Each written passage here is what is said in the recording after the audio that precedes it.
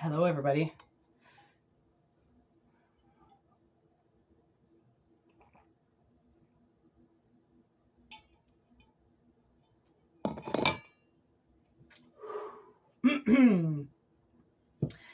As you know, I've been a little absent.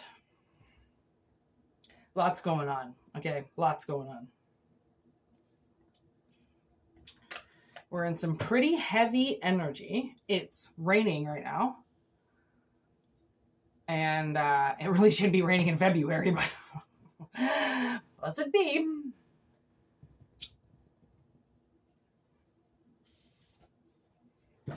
So, like I always say, take what resonates, leave what doesn't. This is going to be a pretty intense one. I have a feeling.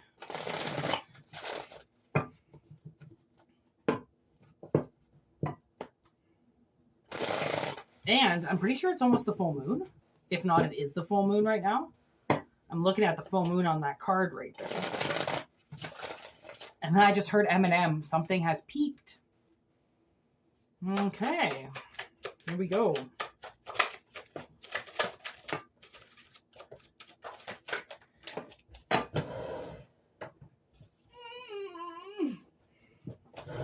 All the cards are face down. Yeah, you see that shit. I haven't looked at any of them yet.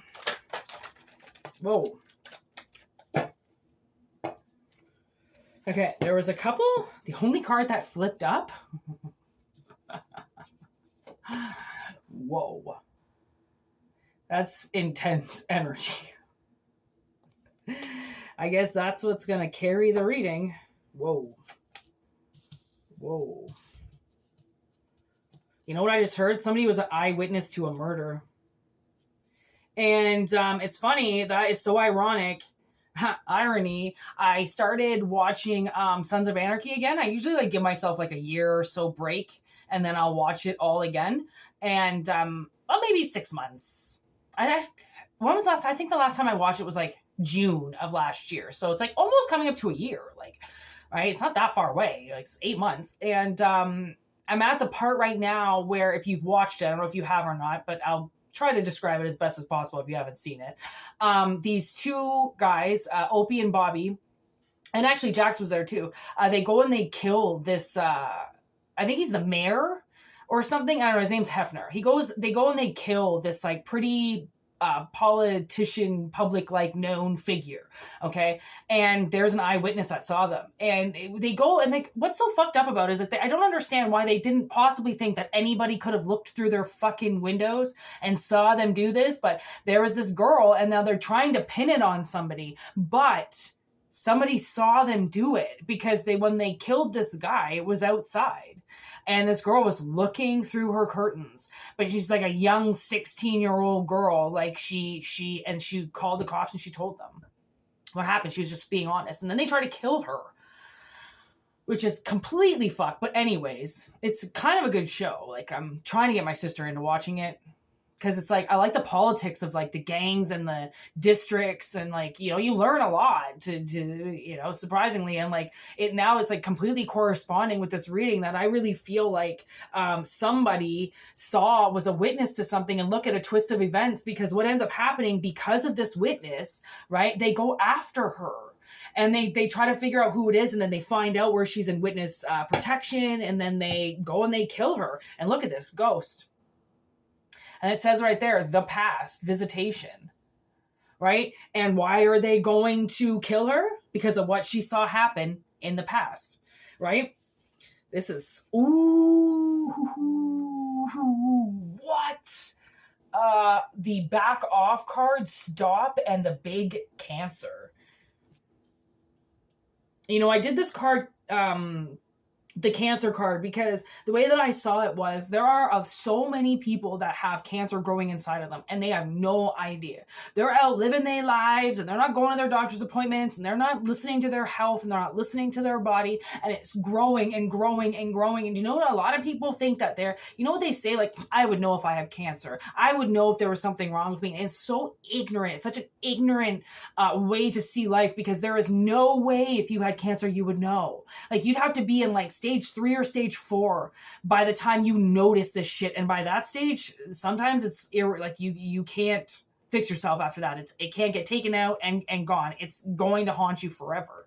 And there are things that people hide inside themselves like cancer, and they sit there and they grow and it grows and it grows and it metastasizes and it turns against you and then against you, against other people for what's growing inside of you because you won't look at the symptoms, right? You could be having symptoms and you might have had symptoms for 20 years about something. Do you know how long it took me to realize that I was molested? It took me 33 years to figure it out. I destroyed my body. I destroyed my mind because of what somebody else did to me. I had no idea. I always said to myself, if somebody had to touch me, I would remember. And I was that ignorant person that said that to myself until all of a sudden I ate mushrooms and the whole thing came out. It was like an ayahuasca ceremony and I saw it from start to finish what was done to me. It was like watching an SVU, an episode of SVU, Special Victims Unit. Okay? I'm just going to say it like that because I'm going to be easy on the public. All right? And it changed my whole life, obviously. And I realized, you put a lot of pieces of the puzzle together once you really figure out what the theme of it is. Right? Because puzzles can change and pieces can change and the thing can change. And all of a sudden you're looking at something different that's not your life. And really it is your life.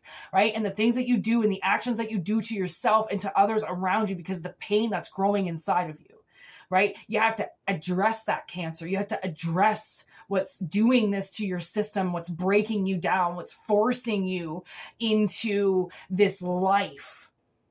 Okay. And now I'm getting this artist Ko, who's like one of my favorite people in the entire world. And if you listen to his first album, there are parts where his lawyer is talking for him about his being in a psych ward.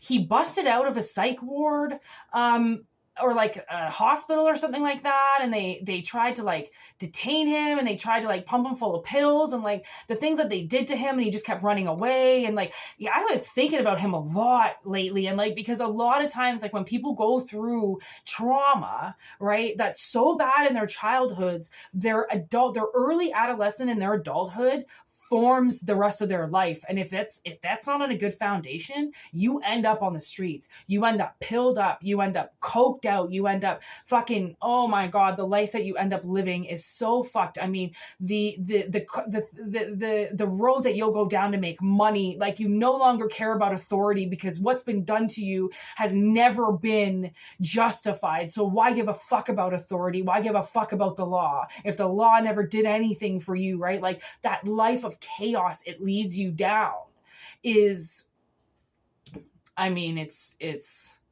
ends in coffins, right? And what you do to yourself because of what grows inside of you is, right? So the thing is that maybe I'm getting that person. Maybe actually, okay, there was a couple more cards on the top that wanted to speak. We got the prophecy card. My ass is a prophet. I see the future. I just don't talk about it because I'm not that kind of person that has to squawk about they gifts. I just know that people either see it or they don't. I don't have to brag about something, but let me tell you, they're allowing me to look through a two-way mirror right now on the future. It's like, and I actually used to have this scrying mirror. You can scry using a lot of different things.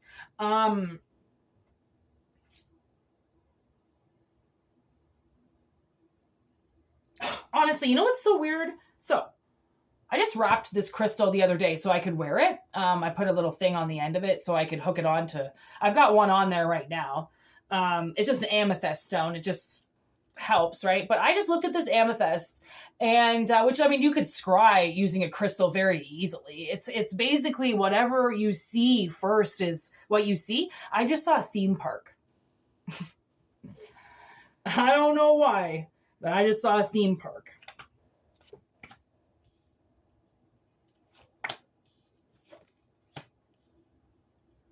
Because you know how a theme park closes.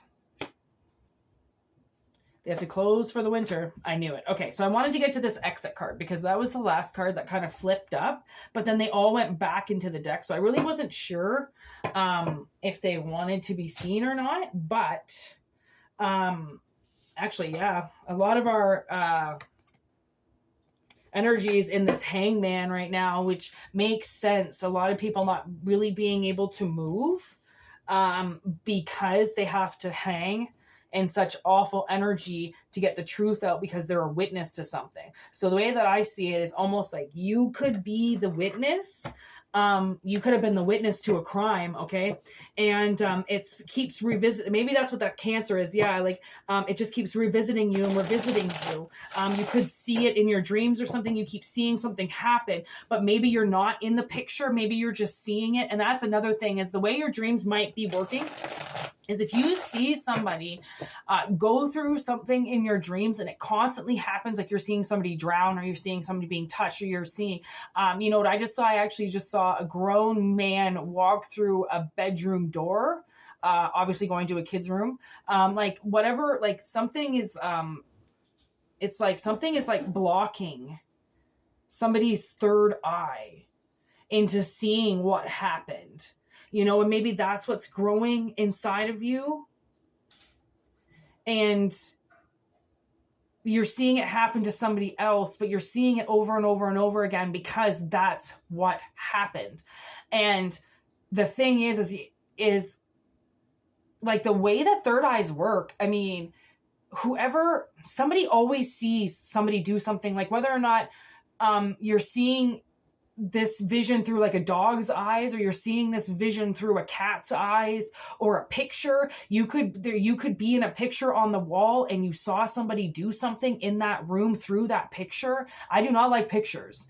I do not like my picture being taken. As you can see, my eyes are covered. People use pictures and they can do things with those pictures because your eyes are visible, because you're visible, and they can use them as like some type of portal or something. Or maybe like you saw something and that's what your dream is trying to tell you, that like, yes, okay, we can't see you, but you can see the perpetrator. You can see what's happening, right? But you just can't see yourself because you're in your eyes. Right? You're in your own eyes. So how can you see what's happening as an outside third party? Right? 9 of Cups. And like this 9 of Cups was on the bottom of the deck when I first started shuffling, but now it's in reverse. So I'm thinking that like somebody took a lot of your dreams, like they took a lot of your wishes away from you. A lot of things that you wanted, they took away. I just saw rats in her ears, and like the little pieces of hair that are dangling in front of her ears were like the tails. I can see them again. Oh my God. So this person put like rats around you, like to torment you, you know, to stop your hearing. Maybe you couldn't hear properly. Something like that. So the things that you're seeing, because you can't hear, you know, somebody turned off your being able to hear in the 3D. And like, I do notice that with some people, like their hearing is kind of turned off, but there's nothing wrong with their hearing. But at a lot of times they just can't hear, right? Like certain tones, like I'm the worst for like a certain tone. If I just can't hear people speak, if they're like too low, if they don't have a high pitched voice, I can't, or if it's too high pitched, it's like a frequency that I can't hear. I have to like read subtitles.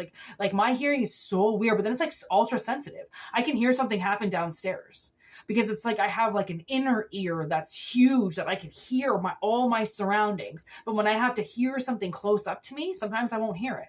And most likely it's because I don't have to hear it.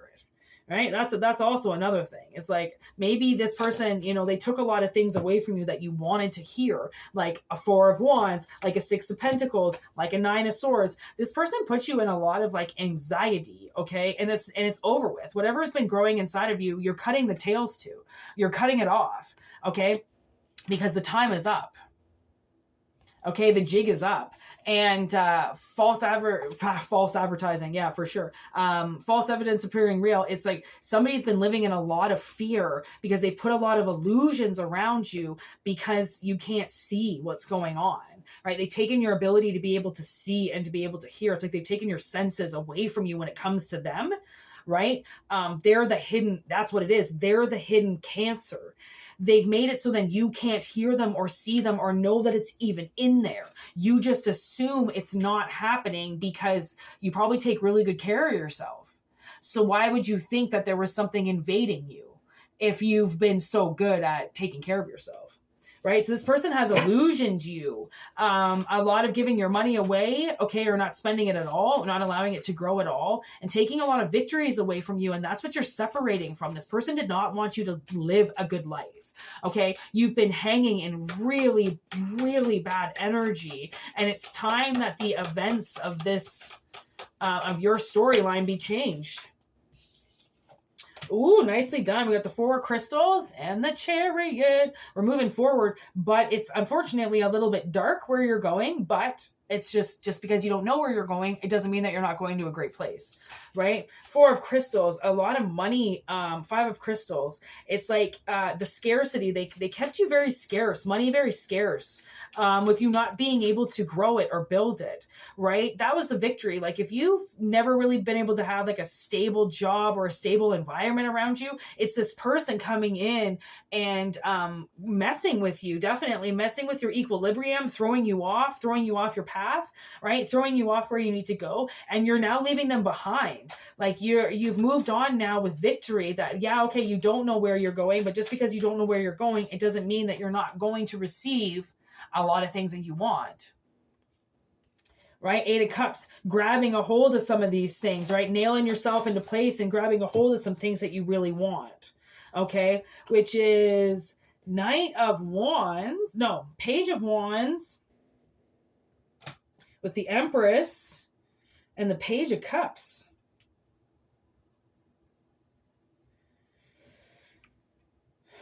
So,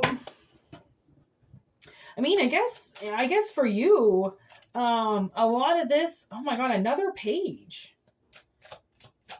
Page of Pentacles, Page of Cups, and Page of Wands. With strength.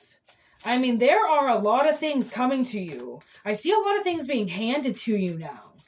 And then your ability to keep them. Now things that are going to come into your life, you're going to be able to hold on to, right? You're not just going to give everything away. We're really changing this energy here. Temperance, 7 of Swords. With the Guide, the Wheel of Fortune, and the Devil. So that to me means you're driving yourself away from the devil. And the devil is obviously what's a part of this Cancer, right? It's somebody's being eaten alive by something, and it's affecting your life because they're getting eaten alive. They're coming to like fill their cup up with you all the time. And they're coming to make sure that they get everything from you because they're so depleted because of this energy. But luckily somebody has gained a lot of wisdom. They've like read about a lot. Okay. And when you start investigating something, whether or not you're investigating yourself or you're trying to get more inquiry on what happened and some more information, right? That's what a detective does. And if you've gone into detective mode to try to figure out, okay, what has been killing you, right? What has been eating you alive for so long, right? It's like it's like you made somebody address it finally because you decided you wanted out of it. Now it's time. Okay, you saw what happened. You saw what this person is capable of doing, how much they're able to take from you, how much they're able to put you in so much anxiety that you can't even see what they're doing. You've got to focus on yourself because now you're losing everything, right? It's like they purposely derailed you onto this road where all of a sudden you had all this bad shit happening to you, so then you couldn't put anything together about them, right? It's like they put you in distress so you wouldn't figure it out, right? And that's, I mean, honestly, that's what my stepfather did. And it took a cop asking me 30 years later That doesn't sound right, because my stepfather always moved us. Like from the second he came into my mother's life, he did what he did to me. The instant he came into our lives, he fucked with me, and he moved us around. So he would traumatize me every like year or so by massively uprooting my life and moving me somewhere.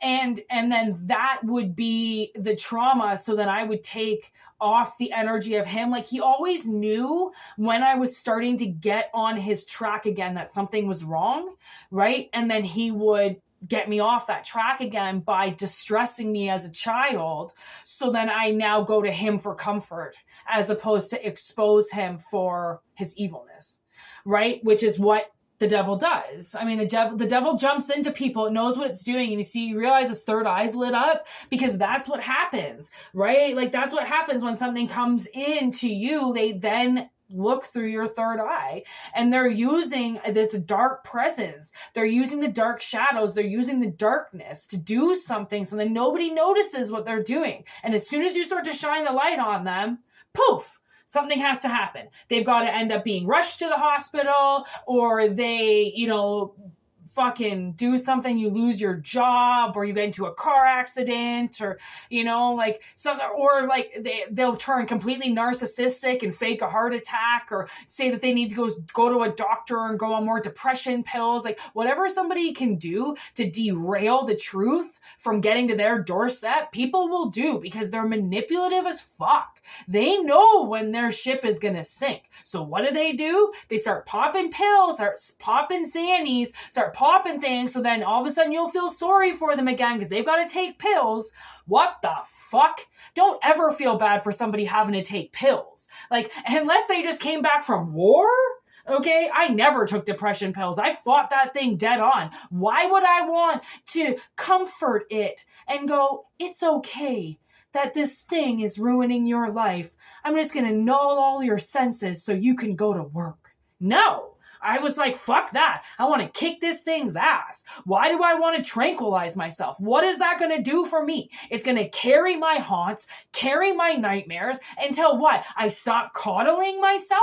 I don't coddle myself. I'm actually quite rough on myself. And I have to tell myself, bitch, you better fucking sit down and calm down, because you're treating yourself the way that your stepmother would treat herself. And when I say that to myself, I go, whoa, whoa, whoa, whoa, whoa. Let's sit down and smoke some fucking weed, because I ain't my stepmother. I don't hate myself. I'm hard on myself because I've been beaten my whole life, right? That you gain a sense of like, it's like a fucking, it's like, what do you call those things? A callus, like you grow a fucking third skin on your back that just wipes away the lashes, It's like you can barely feel them fucking with you anymore because they've been doing it for so long that you've just numbed yourself to it.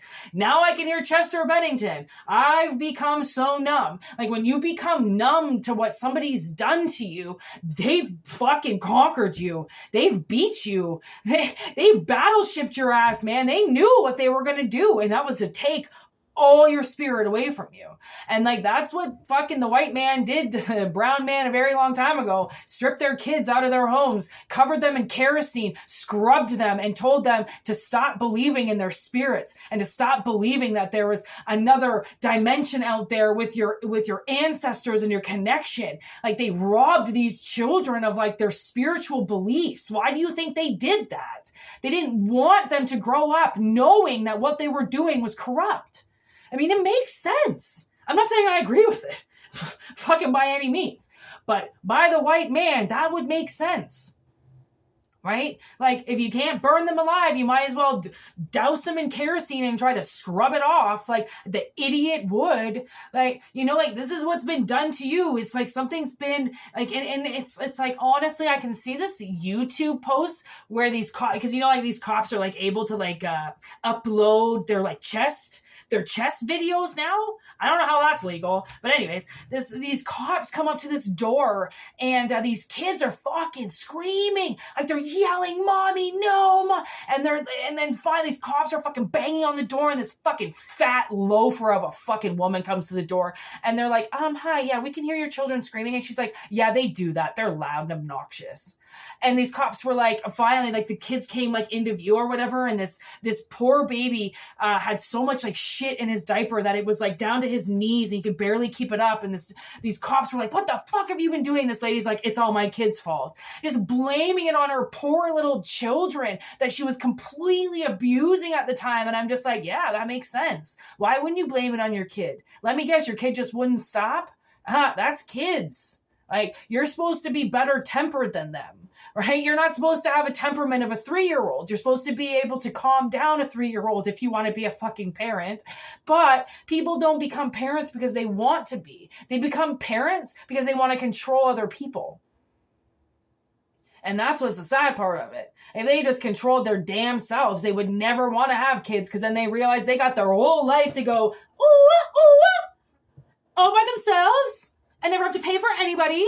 Like, and then they have a kid and they go, fucking, I have to pay for this, I have to pay for that. What did you expect? Did you expect your kid to just start hooking right away? Like 3 years old, fucking there to get their paycheck and put in their 8 hours? Like it just blows my mind how parents think, you know, because it's like, yeah, I bet a lot of you feel that way. Like, let me guess, how many of you feel unjustified for what you had to pay for your kids? And then all of a sudden the relationship didn't work out. So then you had to pay for fucking child support and alimony. And how pissed off were you about that? And all your money and blah, blah. Like, it's just a bunch of fucking bullshit. Or if these people had any fucking head in their brain, they wouldn't have made none of those steps that they did. Especially, man, my brother, he did everything because his fucking mother told him to.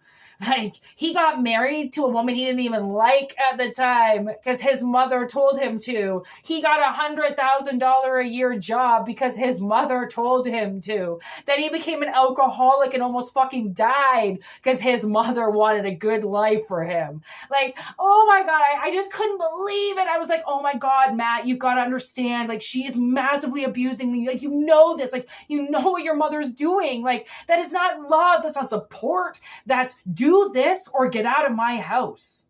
I'm sorry. When has parenting been allowed to do that? That's abuse tenfold. That's you're not allowed to give your children ultimatums or tell them to leave the house. Like, oh my God, this is embarrassing. This is embarrassing. And the thing is that when a lot of things happen to you as kids or like teenagers and you go out and you live, like it's been 15, 20 years, 30 years, and now all of a sudden you're like, wait a second.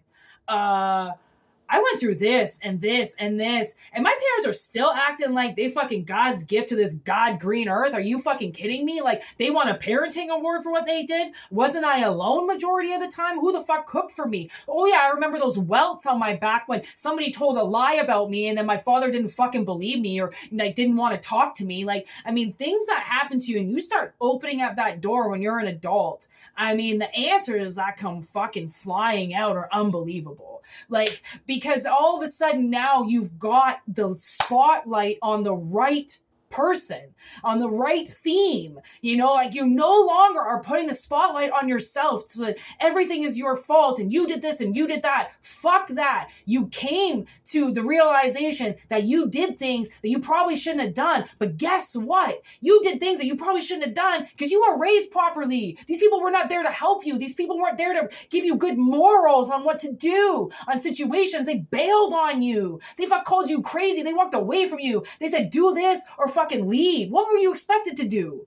Like, oh yeah, they wanted you to do what they said. And because you wouldn't take that type of abuse, you walked away. And like so many people end up homeless. I was homeless. They fucking laughed at me. They still to this day tell me that there was no way that I ever could have been homeless. Whitney would have never been homeless. What are you talking about? Well, because I don't look like I could have been? What the fuck is wrong with you? Well, because I don't have welts all over me because I decided not to become a fucking, smackhead? Like, honestly, like the things that people are able to say about you because of some statistic or because you weren't like this or you weren't like that. So how the fuck could they have done anything to you when you had a perfect upbringing and you disciplined when you could have and blah, blah. I mean, the things that these fucking people tell themselves for hurting other people is kind of crazy. Like, it's even more abusive. And that's why when you go to a parent and you say, you fucked me over, you did this, this, this, and I want to talk about it, and they turn around and walk away from you, guess what? They know that they're guilty. They know what they did to you. That's why they don't want to fix it, because they got to eat shit. And most people who abuse children don't want to eat shit. Hence why they abused the children to begin with.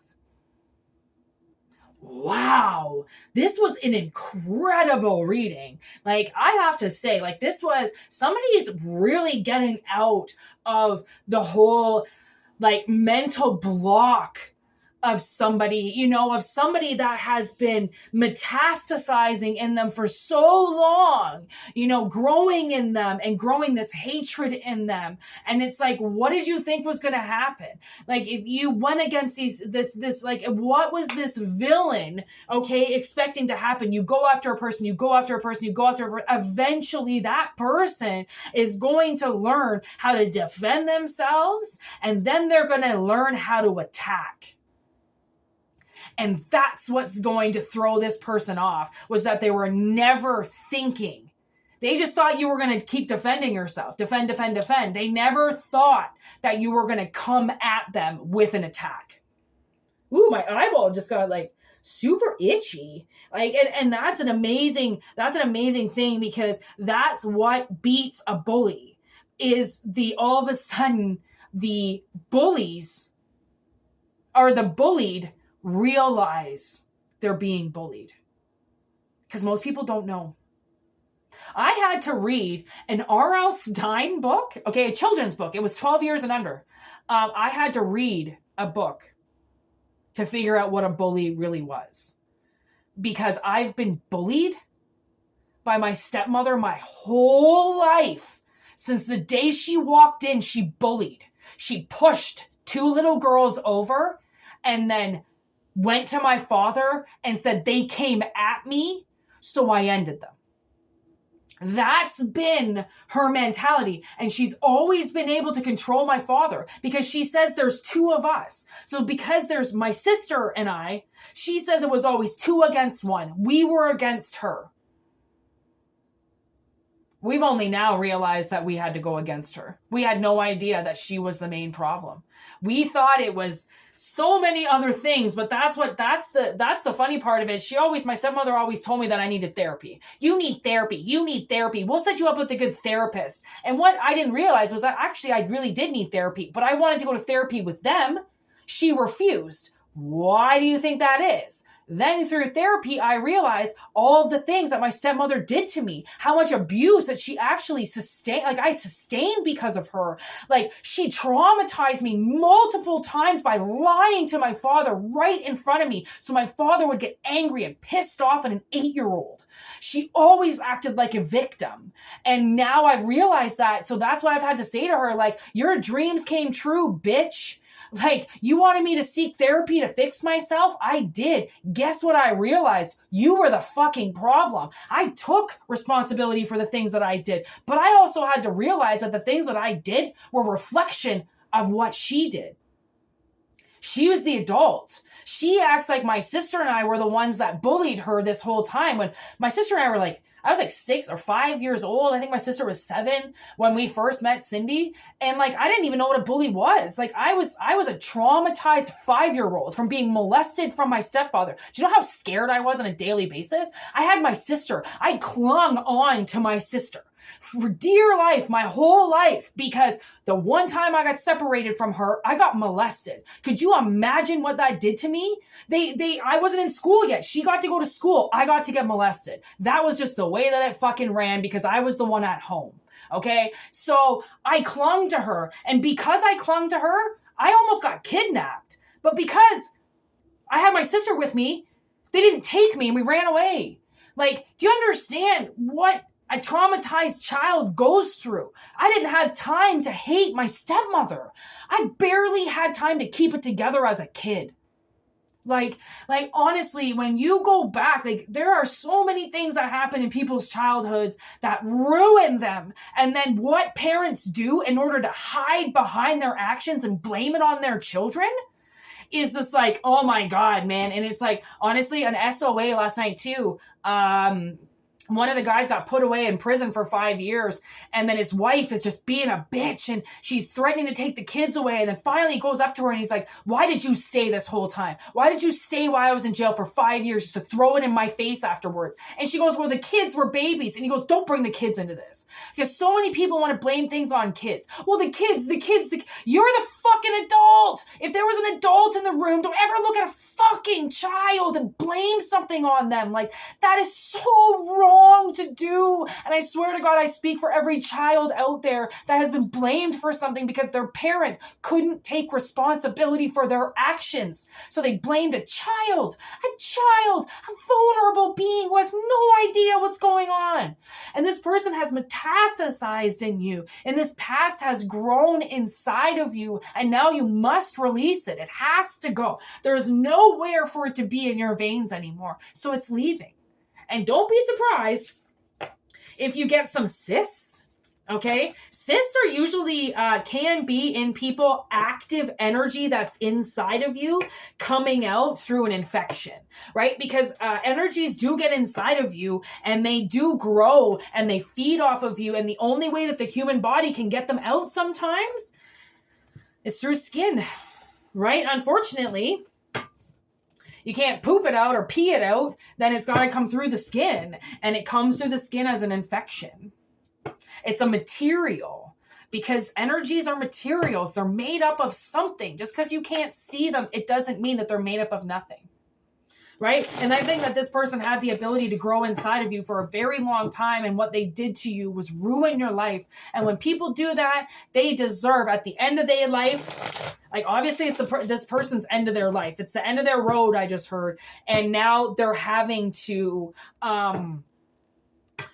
speak on behalf of everything they did, right? It's like they're reaching that finish line, and they have to make the wrongs right before they cross over. And actually, I knew that my uncle was doing that. I actually, I went and stayed with my mother out in the East Coast, and my aunt was out there, one of my great aunts, and I went and stayed with her for a little bit, and her husband was there, and her husband has been in massive chronic pain for most of his life, so he's always smoked weed, but he's been smoking fucking bushweed, New Brunswick bushweed his whole life, okay? I smoked some of it. It was absolutely disgusting. It got me a little bit high, but I was like, that's not what weed looks like. Like, that's not what a weed that I've ever grown looks like. Like, I worked in dispensaries, like grow shops before. I know what weed looks like, and this shit was not weed. Even my outdoor weed didn't look like that. Anyways, so I was working at a dispensary. I keep calling it a dispensary. It wasn't a dispensary. I was working at a plant, literally. Like, I was growing 5,000 to 7,000 marijuana plants for the government at the time. So I was around like weed all the time. Like, it was all the time. I know what it's like. So I had a lot with me, right? I had the legal limit. I think I just brought an ounce with me. Everywhere I go, I usually bring an ounce of weed with me. So I had some weed with me, and I was like, listen, you need to smoke this weed. It's not like what you're smoking. And oh my God, it changed his life. The next day, okay, we all go to bed that night. I give him a couple chunks or whatever of like different stuff. I wake up in the morning, and because he doesn't sleep, right? So I didn't know that he was up smoking weed most of the night. He was like, what is that weed, and how can I get pounds of it? And Tweed dispensary had just opened. This was years ago. So Tweed dispensary had just opened. He went on that dispensary site right away. And oh my God, he had so much weed sent to him that next week because he had never smoked real weed before. Like, not saying that his bush weed's not weed, because it is. It's their weed. That's what they call weed. That's what, and it obviously got him higher. He wouldn't be smoking it still, right? And it changed his life. And I swear, he sat in bed for a year.